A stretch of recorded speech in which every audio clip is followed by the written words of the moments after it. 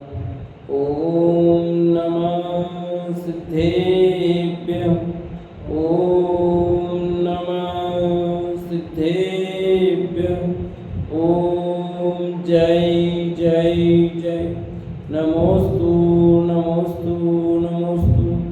नमो अर्यन्ताणं नमो सेद्धाणं नमो ऐरियाणं नमो वजायाणं नमो लोये सवसाणं। मंगलम भगवान वीरो मंगलम गौतमो गणी मंगलम कुंद कुंदारो जैन धर्मोस्तु मंगलम सर्वमंगलम मांगल्यम सर्वकल्याणकारकम प्रदानं सर्वधर्माणां जैनं जयतु शासनं जैनं जयतु शासनम्। जमजस जम्मि देशे जैन विहाणेन जम्मिकालम्मि नादं जिनेन नियतं जम्मं वामर्णं वा तमतस्स तम्मि देशे तेन विहाणेन तम्मिकालम्मि कोशकदिवारेदुम् इंदु वा तजनिंदु वा। बोले जिनवाणी मात की जय हो, बोले सती मात की जय हो। श्लाका पुरुष ग्रंथ और अपनी चर्चा यहाँ 10वें शीतलनाथ भगवान उनकी कथा चल रही है। दिव्यदनी खेल रही है और दिव्यदनी में प्रश्नोत्तर चल रहे हैं, जिसमें कल 3 प्रकार के श्रावक की बात आई थी। कौन कौन से आए थे?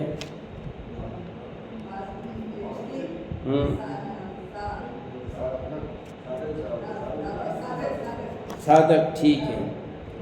11 प्रतिमाओं का आधार बनाकर, 12 व्रतों का संलेखना का आधार बनाकर, पक्षचर्या साधन का आधार बनाकर। तो नैष्ठिक श्रावक, साधक श्रावक की बात हुई थी। आगे कह रहे हैं,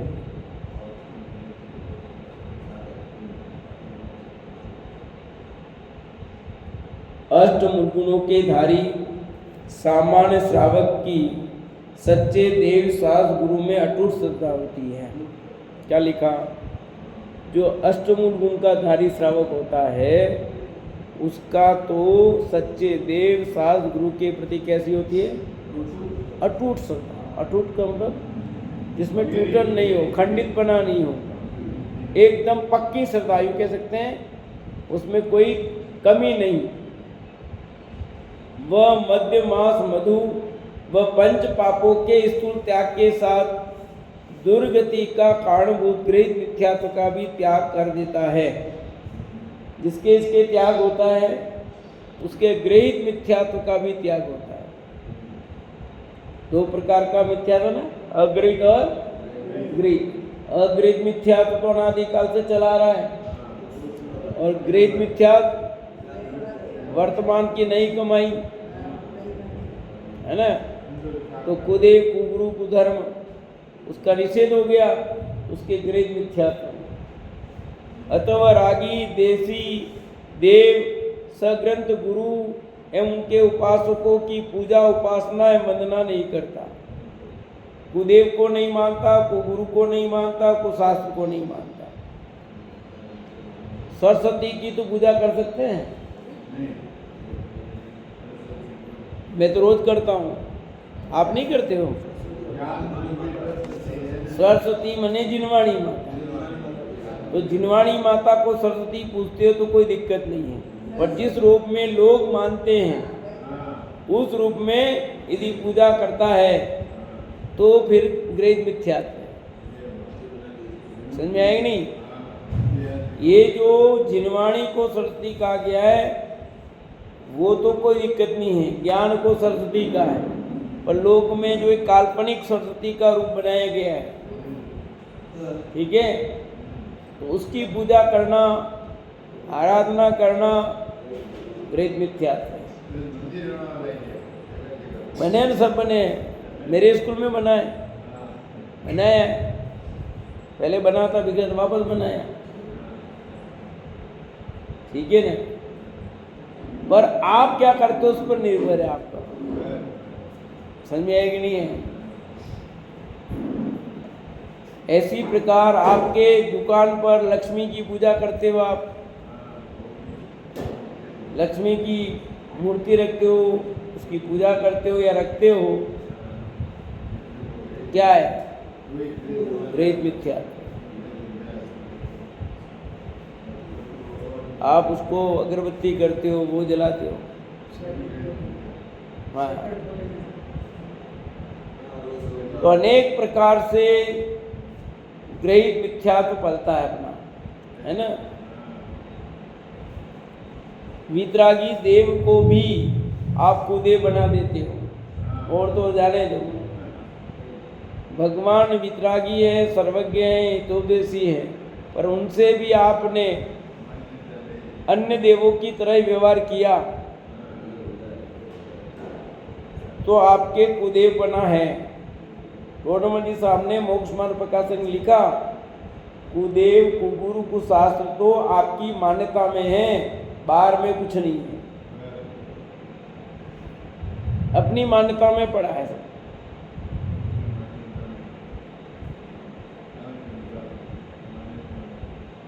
तो यह लिख दिया, रागी द्वेषी देव को पूजोगे तो क्या होगा?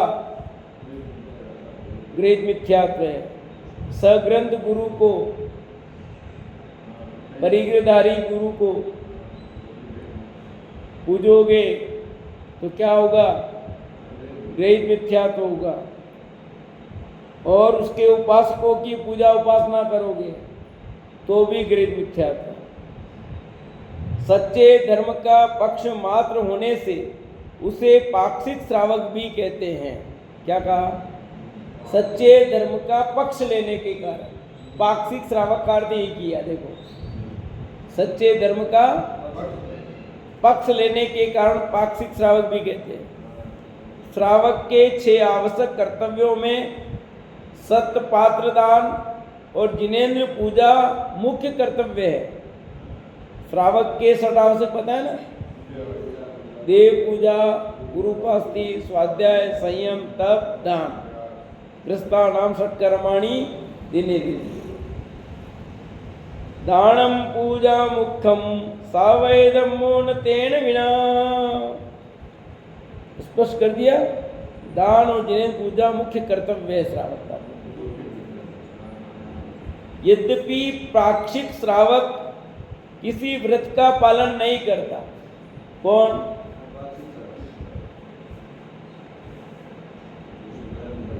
वो व्रत का पालन नहीं करता भी, इस कारण वह अव्रती है, यानी चौथे गुण स्थान में भी। चौथे गुण स्थान वाले को भी श्रावक का, सचमुच श्रावक तो 5वें गुण स्थान वाला है, पर चौथे वाले को भी अपेक्षा से श्रावक कहा जाता है, अव्रती श्रावक। पर जिन धर्म का पक्ष होने से वह श्रावक के मूल गुणों का पालन अवश्य करता है। क्या लिखा? वो उस व्रत का नहीं, अनुव्रत आदि का पालन तो नहीं करता, पर मूल गुण रूप व्रत का पालन तो करता है। मूल गुणों का पालन किए बिना कोई नाम मात्र से भी श्रावक नहीं कहला सकता, क्योंकि श्रावक के लिए अष्टमूल गुण होना,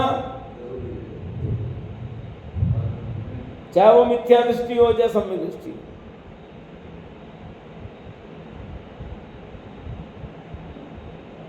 अष्टमूल गुण का पालन नहीं है जीवन में तो क्या है फिर?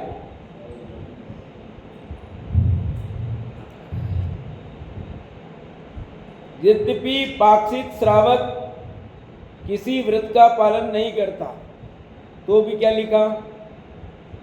मूल गुणों का पालन किए बिना कोई नाम मात्र से भी श्रावक नहीं कहला सकता। बात समझे? लिंक कैसे जोड़ी है? पहले ये लाइन लिखी, फिर ये लाइन लिखी है। जो मनुष्य सम्यक दर्शन सहित अष्ट मूल गुणों का धारी एवं सत्य व्यसन का त्यागी हो, उसे दार्शनिक श्रावक कहा गया है। पहली प्रतिमा दर्शन प्रतिमा है ना, उसमें ये बात आई, जो मुनि सम्यक दर्शन सहित अष्ट मूलगुणों का धारी एवं सप्त व्यसनों का त्यागी हो उसे दार्शनिक श्रावक कहा गया है। कसाय पाउड, अमित गति श्रावकाचार, सागर धर्मामृत, पांडे राजमल जी आदि के उद्धरण दृष्टव्य, ये सब बात इन ग्रंथों में कही गई है। जो लाइन पढ़ी ना दार्शनिक श्रावक की, इतने ग्रंथों में ये बात कही गई है। यद्यपि पंडित टोडरमल जी मोक्ष मार्ग प्रकाशक के 6वें अध्याय में कुल द्वारा गुरुपने मानने को मिथ्या भाव कहेंगे। लो क्या कहा? कुल द्वारा गुरुपने मानने को मिथ्या भाव कहेंगे, पर वह अपेक्षा जुदी है। और पांडे राजमल ने जो उपयुक्त श्लोक में मध्य मास मधु के त्याग को कुल धर्म की संज्ञा देकर इन्हें त्यागने की प्रेरणा दी है, यह अपेक्षा जुदी है। दोनों में जमीन आसमान जैसा महान अंतर है। पंडित राजमल जी कह रहे हैं कुल धर्म को, टोडरमल जी कह रहे हैं कि ये तो मिथ्या ही, कुल धर्म अपेक्षा। दृष्टियाभासी व्यवहाराभासी में लिए ना प्रकरण में रहे, कुल अपेक्षा धर्मधारी मिथ्या दृष्टि। पंडित टोडरमल जी ने जहां जिस प्रकरण में कुल धर्म का निषेध किया होगा, वहां तो अत्यंत स्पष्ट रूप से अन्य मतावलंबियों की कुल परंपरा से गुरुपना मानने संबंधी उस मान्यता का निषेध किया है, जिसमें वे हीन आचरण करते हुए भी अपने को केवल कुल द्वारा श्रेष्ठ मानते हुए मनवाते हैं। वहाँ उनका कहना है कि हमारा कुल ही ऊंचा है, इसलिए हम सबके गुरु हैं। पर कुल की उच्चता तो धर्म साधन से है, जो लिखा मोक्ष मार्ग प्रकाश में पंक्तियां पढ़ी। यदि कोई उच्च कुल में जन्म लेकर हीन आचरण करे तो उसे उच्च कैसे माने? आदि उच्च कुल में जन्मिया करनी ऊंची न होए तो क्या कहलाएगा बताओ? हम उच्च कुल में जन्मे हैं पर हमारी करनी ऊंची नहीं है तो उच्च कहलाएंगे? और आज क्या हो रहा है बोलो? राजमल जी ने कहा कि देखो तुम उस कुल में उत्पन्न हुए हो, उसकी मर्यादा है कि नहीं बोलो? अरे देखो तुम उस कुल में पैदा हुए, देखो अपेक्षा अलग है। वहां पर राजमल जी का कहना है भैया जिस कुल में हो तुम उसका तो ध्यान रखो, अपनी कुल की मर्यादा ही खो दी तुमने। और टोडरमल जी साहब कर रहे हैं जो बात, वो हाई लेवल की कर रहे हैं भी। सब विवक्षा है भैया कि तुम क्या कर रहे हो भैया।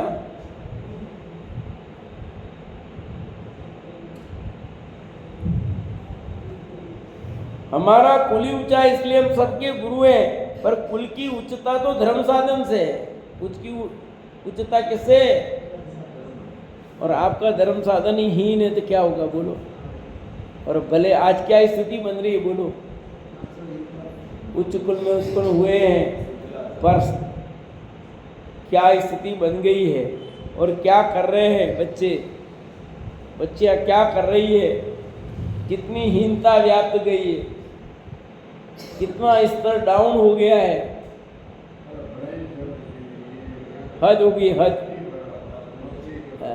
कभी कभी विचार आता है कि ये भी दिन देखने पड़ेंगे हमें क्या है? वो दिन देखने पड़ रहे हैं आज हमको। पर कोई बात नहीं, समय है, आएगा परिवर्तन, ये सब भी निश्चित है। युग है, परिवर्तन होगा। लोग उच्च कुल में जन्म होकर के हीन आचरण करेंगे, ऐसा देखा गया है। और निम्न कुल में जन्म करके उच्च आचरण करेंगे, ऐसा देखा गया है। तभी तो वे राज करेंगे ना। आप पर राज क्यों कर रहे हैं निम्न कुल वाले, बताओ? क्यों आपके आचरणहीन हो रहे? उनके आचरण उच्च होते जा रहे हैं।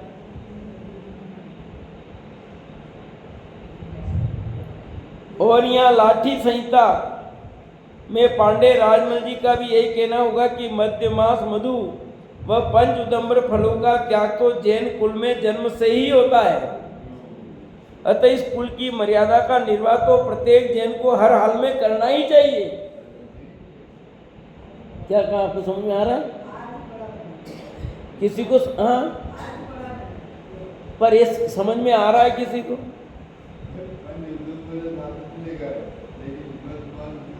कि जैन कुल में जन्मा है तो जन्म से ही मध्यमास मधु रात्रि भोजन का त्याग, 5 नंबर फलों का त्याग होना चाहिए।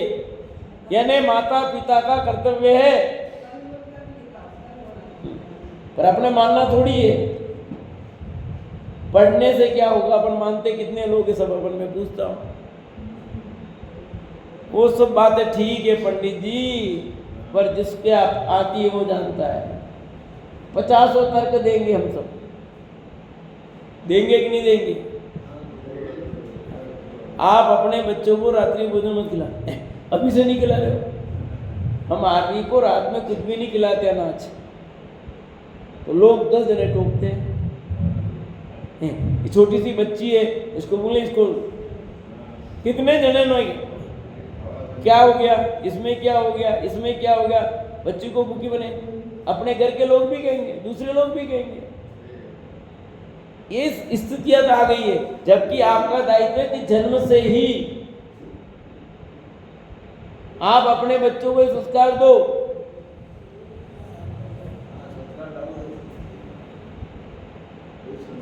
आप अपने बच्चों को डालोगे, वे उनके बच्चों को डालेंगे, तो क्रम चलेगा। हमने अपने बच्चों में ये चीज नहीं डाली। हमारे बच्चे रात के खा रहे, उनके बच्चे रात को खा रहे कि नहीं खा रहे? बोलो। हमारे बच्चे आलू प्याज खा रहे, उनके बच्चे आलू प्याज खा रहे। पाठशाला में हमने छुड़वाते हैं और घर जा करके वापस नियम भंग करा देते हैं।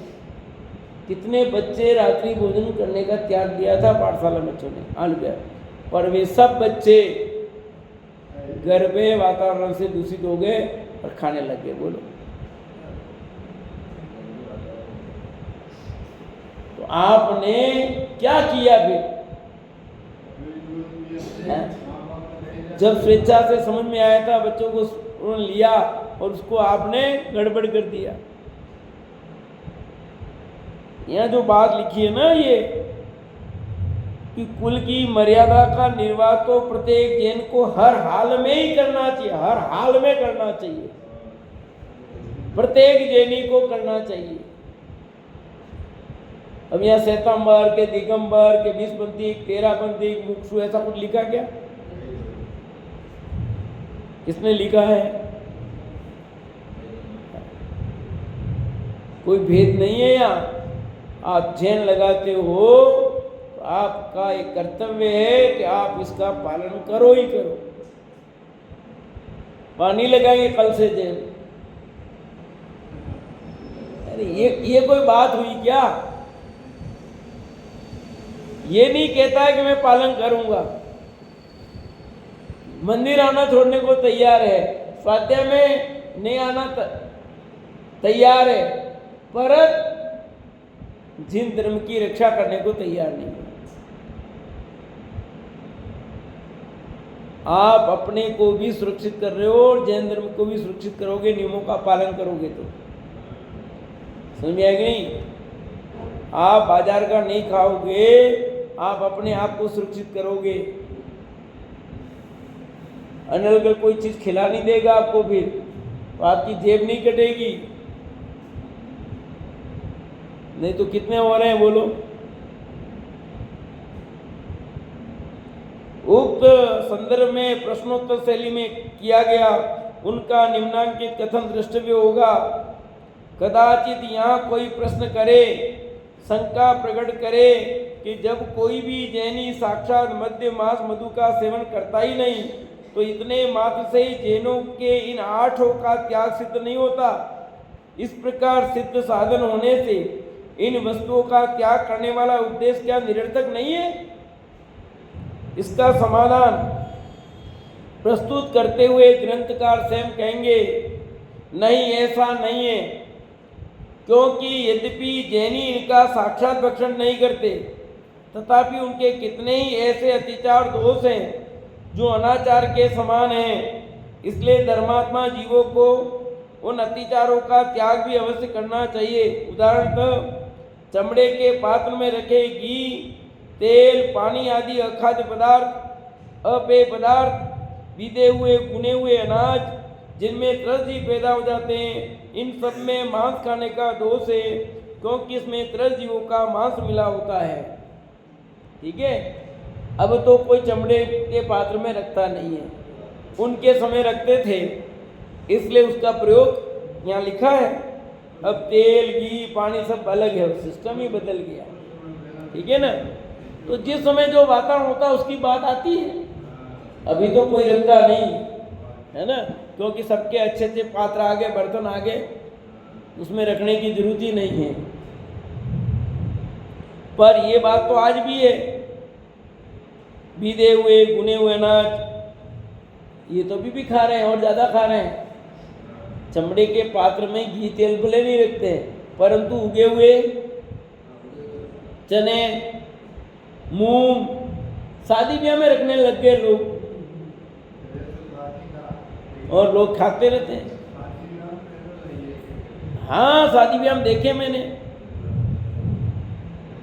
तो लोग और घरों में तो रोज खाते हैं कई लोग, शाम उगो देते हैं, तो उगे हुए मूंग, उगे हुए चने, उगे हुए वो थाना था ना, हाँ, जवारी जो भी हो, तो ये सब क्या कहते हैं, नहीं खाना है। क्यों? इसमें क्या हो गया, इसमें जीवों की हिंसा ज़्यादा, इसलिए आप चने खा रहे हो तो कोई दोष नहीं, पर उगे हुए चने में दोष है। हाँ, आप लीलवे खा रहे हो उसमें दोष नहीं, वो तो है पर वो दोष नहीं है। जो उगे हुए चने में है, उगे हुए मूंग में है, वो दोष नहीं है। ठीक है, अंकुरित नहीं खाना, साधारण वनस्पति जीव विशेष है वहां पर। मूल गुणों में जो रात्रि भोजन त्याग को सम्मिलित किया गया है, उसके संबंध में भी निम्नांकित कथन द्रष्टव्य है। मूल गुणों के धारण करने में जो रात्रि भोजन का त्याग है वचित अतिचार सहित है, उसमें अतिचारों का त्याग शामिल नहीं है, जबकि रात्रि भोजन त्याग प्रतिमा में अतिचार रहित त्याग होता है।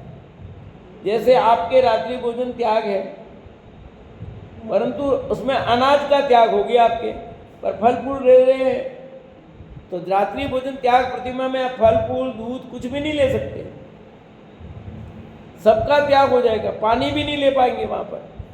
जो छठवीं प्रतिमाधारी रात्रि भोजन त्याग प्रतिमा है ना, उसमें आप कुछ भी नहीं लेंगे, जबकि यहाँ सामान्य रात्रि भोजन का त्याग है। फिर इसमें 2 घड़ी पहले सूर्यास्त और 2 घड़ी बाद, वो वाली बात भी है यहाँ। ये भी है, सब आएगा, बोल रहा हूँ मैं। जैसे आपके बच्चे हैं, आप तो कुछ नहीं लेते, पर बच्चे को खिलाया, मान लो अनाज नहीं खिलाया पर कुछ भी खिलाया, फल फ्रूट खिलाया, कुछ खिलाया, तो दोष ही खिलाता है, ऐसा। तो ये अतिचार में आएंगे। तो अभी सामान्य अपना जो अतिचार सहित वाला त्याग है रात्रि भोजन, चाहे आप हो चाहे मैं सब, परंतु छठवीं प्रतिमा में आएगा वो पूर्ण रूप से त्याग वाला है। तो अपन तो अतिचार वाले की बात करेंगे, वो त्याग तो करो। अभी उस रात्रि भोजन के त्याग की बात चल रही है कि हम पूर्ण निर्दोष नहीं, पर सामान्य रात्रि भोजन का जो त्याग का है वो तो सामान्य श्रावक के होना ही चाहिए। आपको लगता है इतना जोर क्यों दे रहे हैं? मैंने बहुत विचार किया बाबा जी कि रात्रि भोजन के त्याग का इतना जोर क्यों। सोचना आप, इसमें सबसे ज्यादा स्वास्थ्य खराब होता है।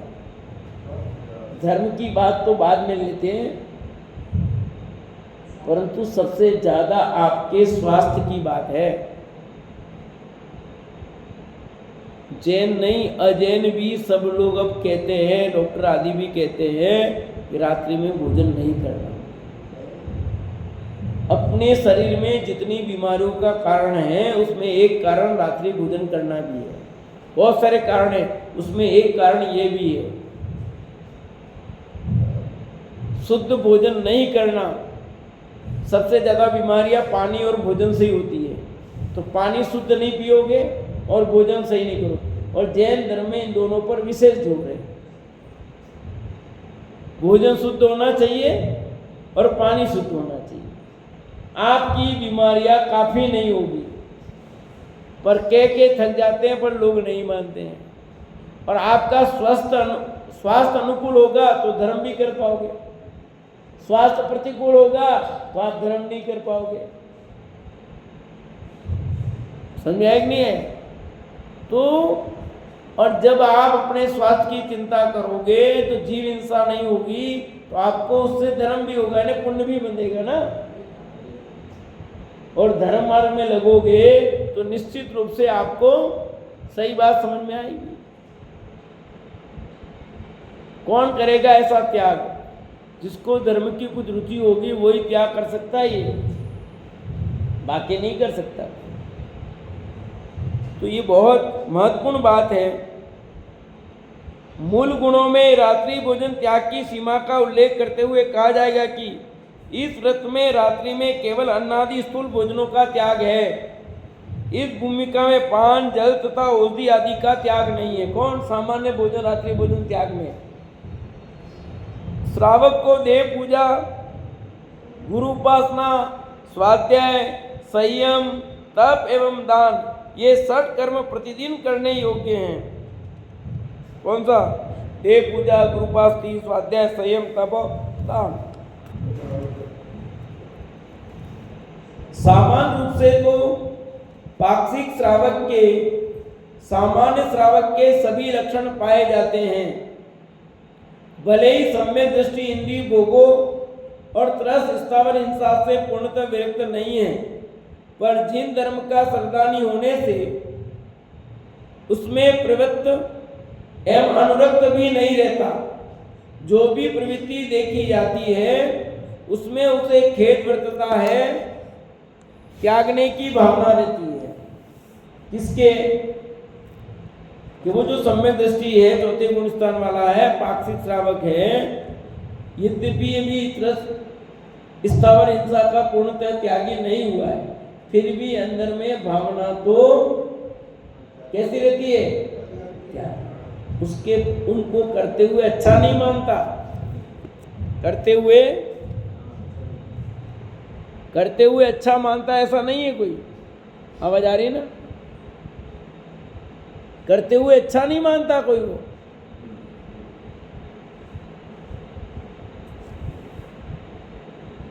सामान्य श्रावक को भी अत्यावश्यक अनिवार्य एकेंद्रीय जीवों के घात के सिवाय अवशेष एकेंद्रीय जीवों की हिंसा नहीं करना चाहिए, और खर कर्म आदि सावध कर्म तो कभी करना ही नहीं चाहिए। क्या लिखा? सामान्य श्रावक को भी लिखा है अत्यावश्यक अनिवार्य एकेंद्रीय जीवों के घात के सिवाय अवशेष एकेंद्रीय जीवों की हिंसा नहीं करना चाहिए। यानी एकेंद्रीय जीवों की हिंसा करने की छूट नहीं दी आपको, जिसके बगैर अब आपका काम चलता ही नहीं है, वो होगी।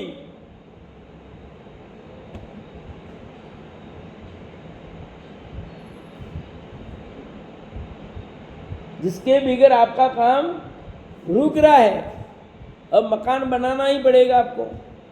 मकान बनाओगे तो जीव हिंसा होगी, नींव खोदनी पड़ेगी, और आप 10-20 मकान बनाओ तो नहीं चले। अब एक मकान आपके रहने के लिए आवश्यक है, आप वो कर रहे हो, दोष लगेगा, तो पृथ्वी का एक हिंसा हो रही है। चल रहे हो आप, कहीं काम पड़ेंगे, जाना ही पड़ेगा, तो आप देख करके जाओ। सब्जियां खानी पड़ेगी, वनस्पति का एक लगेगा, पूर्ण रूप से त्याग नहीं कर सकते, 14 लाख वनस्पतियाँ हैं, उसमें से अपन ने 15, 20, 25, 50 दिन रख लो, बाकी तो त्यागो है। तो आप कितने दोष से बचोगे? जरूरी है, शरीर के लिए आवश्यक है, इसके लिए तो आप खाओगे, कोई बात नहीं, पर अनावश्यक तो सब्जियां बिगाड़ो मत। खाओ इतनी और बिगाड़ो इतनी, तो ये उचित नहीं है। जरूरत तो आपको इतनी सी है और काम में ले तो इतने में फिर फेंक देते हो, तो गलत बात है। तो पृथ्वी का एक, जल का एक, अग्नि का एक, वायु का एक, वनस्पति का एक, ये सब। अब जितनी आपको आग की जरूरत है उतनी देर जलाओ, बिना मतलब कि आग मत जलाओ, गैस चालू करके छोड़ जा रहे हो, जला दिया और बाद में रख रहे हो, 10 मिनट बाद आप कुकर रखोगे, जला के पहले रख दिया, तो गलत है ना। जब काम कर रहे हो उतनी देर आग जलाओ, लाइटें जला रहे हो उतनी देर जलाओ जब जरूरत है, बिना मतलब की लाइट जलाओ मत, बिना मतलब का पंखा मत चलाओ। अग्नि का एक हिंसा है, वायु का एक हिंसा भी। अब आपको पंखे की जरूरत है, जलाना पड़ेगा, चलाना पड़ेगा, ठीक है, पर जरूरत नहीं है फिर भी चला रहे हो, कोई नहीं है, चालू पड़े पंखे आपके, तो ये दोष है ज़्यादा, ये सब समझ लेना चाहिए। सावध्य का सामान्य अर्थ है हिंसाजनक प्रवृत्ति। यद्यपि पूजा एवं जिन मंदिर का निर्माण आदि कार्य भी सावध्य है, पर ये धर्म के सहकारी व आयतन होने से कथनचित ग्राह्य कहे गए हैं। परंतु खर कर्म आदि जो लौकिक सावध्य व्यापार हैं, जिनमें बहुत जीवघात होता है, वे सर्वथा त्याज्य हैं। व्यापार करना पड़ेगा, पर जिसमें बहुत हिंसा ऐसा व्यापार नहीं करें, ठीक है। अब व्यापार कर रहे हो और आप मांस का व्यापार करोगे तो नहीं चलेगा, अंडे का व्यापार करोगे तो नहीं चलेगा, शराब का व्यापार करोगे तो नहीं चलेगा। जिसमें बहुत हिंसा होती हो ऐसा व्यापार नहीं करना। पाक्षिक श्रावक जिनेन्द्र देव संबंधी आज्ञा का श्रद्धान करता हुआ हिंसा को छोड़ने के लिए सबसे पहले मद्य, मांस, मधु और पंच उदंबर फलों को छोड़ देता है। अपनी शक्ति को नहीं छुपाने वाला ये पाक्षिक श्रावक पाप के भय से स्थूल हिंसा, झूठ, चोरी, कुशल प्रवृत्ति के त्याग का अभ्यास करता है। ये 5 पाप भी पूरे उसके जीवन में, फिर भी उसमें हिंसा, झूठ, चोरी, कुशल प्रवृत्ति का काम कम करता है। यह पाक्षिक श्रावक देव पूजा आदि श्रावक के षट आवश्यक कर्तव्यों को शक्ति के अनुसार नित्य करता है। देव पूजा, गृहस्थी से ये भी षट कर्म जितना हो सके करता है।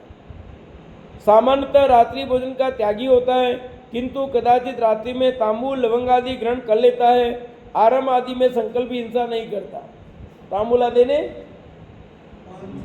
पान सुपारी खा लेता है, फल फ्रूट खा लिए, यूँ समझो। साव्य धम्म दुआ के 242वें दोहे में कहा जाएगा कि पाक्षिक श्रावक मद्य, मांस, मधु का परिहार करता है, पंच उदंबर फलों को नहीं खाता, क्योंकि इन 8 के अंदर भारी रस जीव उत्पन्न होते हैं। इन 8 की इतनी महिमा क्यों की? इसमें भारी हिंसा, इसलिए इसके त्याग के लिए बार बार कहा गया। और स्वास्थ्य के लिए हानिकारक है 8 ही चीज, आपके स्वास्थ्य को बिगाड़ने वाले हैं। उपयुक्त कथन से स्पष्ट है कि मूल गुणों का कथन भले ही चारित्र के प्रकरण में किया गया हो, पर ये होते तो अवृत्ति की प्राथमिक भूमिका में ही, क्या लिखा? चारित्र की बात पर पहले होते तो अवृत्ति की भूमिका में ही। इस कारण यद्यपि ये मूल गुण संयम व चारित्र नहीं है, फिर भी महत्वपूर्ण है और अत्यंत आवश्यक भी है। इसलिए यहाँ इन मूल गुणों की चर्चा की गई है, और जो आवश्यक भी है, अनिवार्य भी है। आवश्यक ही नहीं, अनिवार्य भी है। मैं ये कह रहा हूँ, नहीं करोगे तो क्या होगा? तो कुछ नहीं होने वाला है। ऐसा नहीं है, आपका संसार बढ़ रहा है, दुख पाओगे। पालन करोगे तो संसार घटेगा। संसार से छूटना है ना, दुख से छूटना है कि नहीं? दुख से छूटना चाहता है, पर जो इलाज है वो करना नहीं चाहता है। हमारी रुचि कहाँ है? अभी लोगों को एग्जाम हो रहा है ना, कॉम्पिटिटिव एग्जाम, उसके लिए कितने समय से मेहनत करते हैं। घर छोड़ के आए, इधर देखो आसपास सब बच्चे बच्चे दिखाई देते हैं, वे कौन कहाँ का रहने वाला है, यहाँ आकर के रह रहे हैं। ठीक है, माता पिता को छोड़ा है, परिवार को छोड़ के यहाँ रह रहे हैं, घंटों पढ़ रहे हैं, यहाँ रह करके फिर लाइब्रेरी जा रहे हैं, जिस घर पे किराया वहाँ नहीं रह करके फिर लाइब्रेरी जाते हैं, वहाँ घंटों बैठ के पढ़ रहे हैं। ये क्यों कर रहे हैं? उनको दिमाग में दिख रहा है कि नौकरी मिल गई तो सब काम बन जाएगा, और नौकरी नहीं मिली तो फिर क्या होगा। यानी पैसा चाहिए, दिमाग में बात आ रही नहीं आ रही है। सरकारी नौकरी मिल गई सुखी हो जाएंगे, जैसे वो दिमाग में ये बात बैठी हुई है ना उनको खूब, इसलिए इतनी मेहनत कर रहे हैं। ऐसे अपने दिमाग में ये बात बैठ जाए कि क्या ये सच्चे धर्म को मैं अपना लूँगा तो मैं सुखी हो जाऊँगा, तो हमारे जीवन में परिवर्तन नहीं आए, ऐसा होता नहीं है।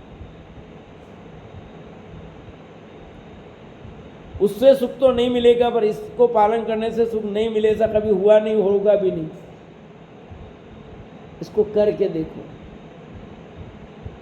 प्रैक्टिकल करके देखो, फिर बात करो कि होता है कि नहीं होता है।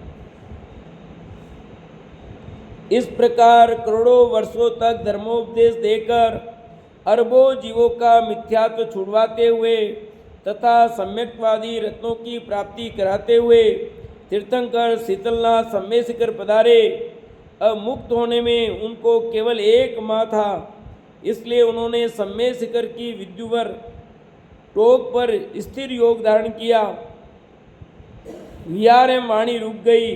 पश्चात अंतिम शुक्ल ध्यान पूर्वक योग निरोध करके शेष कर्मों का क्षय करके प्रभु मुक्त हो गए। कौन? शीतलनाथ भगवान। कहाँ से मुक्त गए शीतलनाथ भगवान? सम्य शिखर से। कौन सी टोक है? विद्युतवर। अश्विन शुक्ला अष्टमी के दिन देवों ने निर्वाण कल्याणक का मंगल महोत्सव मनाया। अश्विन शुक्ला अष्टमी, देखो आठम आठम कितनी आई है। इस अवसर पर अशरीरी सिद्धों का तथा उनके अतीन्द्रिय सुख का चिंतन करके कितने ही जीवों ने सम्यक दर्शन द्वारा अपने में वैसे ही शुद्ध सुख का आस्वाद लिया और वे भी सिद्धपुर के पथिक बन गए। ओम नमः। ये शीतलनाथ भगवान की कहानी पूरी हुई। एक या कोटेशन दिया, उसको भी पढ़ लेते हैं। इन भावों का फल क्या होगा उस पुस्तक से। निश्चेत धर्म ध्यान आत्मा की अंतर्मुखी प्रक्रिया है। इस प्रक्रिया में साधक अपने ज्ञानोपयोग को इंद्रियों के विषयों व मन के विकल्पों से, पर पदार्थों से एवं अपने मलिन पर्यायों पर से हटाकर अखंड अभेद चिन्हमात्र ज्योतिष रूप भगवान आत्मा पर केंद्रित करता है। अपने ज्ञानोपयोग को आत्मा पर स्थिर करता है। वस्तुतः धर्म ध्यान ज्ञानोपयोग की वह अवस्था है जहाँ समस्त विकल्प समित होकर एकमात्र आत्मानुभूति ही रह जाती है। विचार श्रृंखला रुक जाती है। चंचल चित्तवृत्तियाँ निश्चल हो जाती है। अखंड आत्मानुभूति में ज्ञाता गेम ध्याता देह का भी विकल्प नहीं रहता। ये कोटेशन यहाँ दिया जो पढ़ा मैंने, से चर्चा अब आगे चलेगी। समय हो गया।